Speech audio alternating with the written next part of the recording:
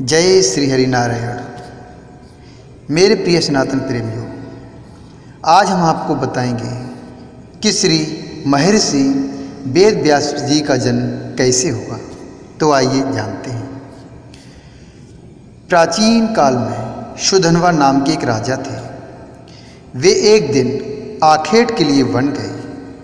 उनके जाने के बाद उनकी पत्नी रजस्वला हो गई। उसने इस समाचार को अपनी शिकारी पक्षी के माध्यम से राजा के पास भिजवाया। समाचार पाकर महाराज सुधन्वा ने एक दोने में अपना वीर निकालकर पक्षी को दे दिया। पक्षी उस दोने को राजा की पत्नी के पास पहुंचाने आकाश में उड़ चला। मार्ग में उस शिकारी पक्षी को एक दूसरी शिकारी पक्षी ने देखा। दोनों पक्षियों में युद्ध होने लगा, क्योंकि दूसरे शिकारी पक्षी ने समझा कि मार्ग में ये दोने में कुछ खाने वाली वस्तु लेके जा रहा है। इसीलिए उन दोनों पक्षियों के बीच युद्ध होने लगा। युद्ध के दौरान वह दोनों पक्षी के पंजे से छूटकर यमुना नदी में जा गिरा। यमुना में ब्रह्मा के शाप से मछली बनी एक अप्सरा रहती थी। मछली रूपी अप्सरा दोने में बहते हुए वीर को निगल गई तथा उसके प्रभाव से वह गर्भवती हो गई। गर्भ पूर्ण होने पर एक निषाद ने उस मछली को अपने जाल में फंसा लिया। निषाद ने जब मछली को चीरा तो उसके पेट से एक बालक तथा एक बालिका निकली। निषाद उन शिशुओं को लेकर महाराज सुधन्वा के पास गया। महाराज सुधन्वा के पुत्र न होने के कारण उन्होंने बालक को अपने पास रख लिया, जिसका नाम मत्स्यराज हुआ।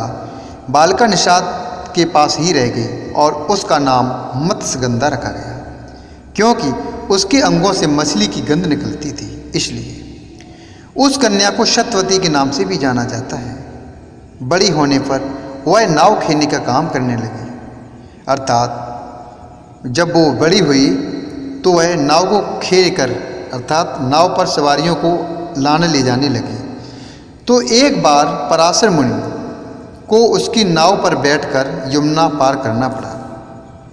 एक बार पराशर मुनि को उसकी नाव पर बैठकर यमुना पार करना पड़ा।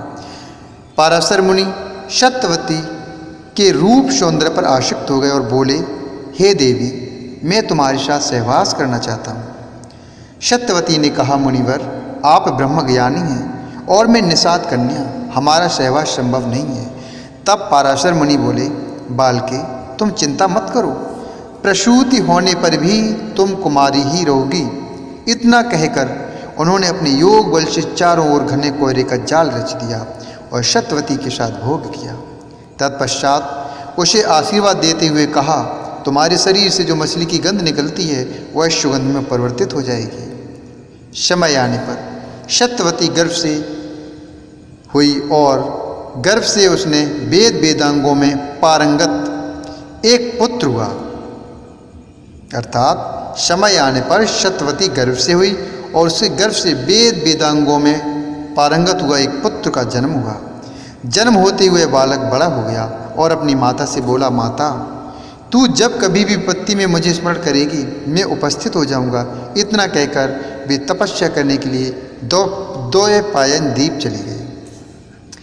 द्वैपायन द्वीप में तपस्या करने तथा उनके शरीर का रंग काला होने के कारण उन्हें कृष्ण द्वैपायन कहा जाने लगा। आगे चलकर वही पुत्र वेदों का भास कार्य करने के कारण वे वेद व्यास के नाम से विख्यात हुए।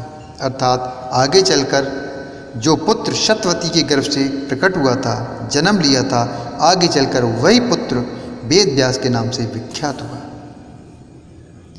दोस्तों, अगर यह जानकारी आपको अच्छी लगी हो तो कृपया वीडियो को लाइक करें, चैनल को सब्सक्राइब करें और हो सके तो वीडियो को शेयर भी करें, ताकि अपनी सनातन से जुड़ी हुई हर जानकारी और लोगों तक भी पहुंचे। धन्यवाद। राधे राधे। मिलते हैं अगली वीडियो में एक नए टॉपिक के साथ।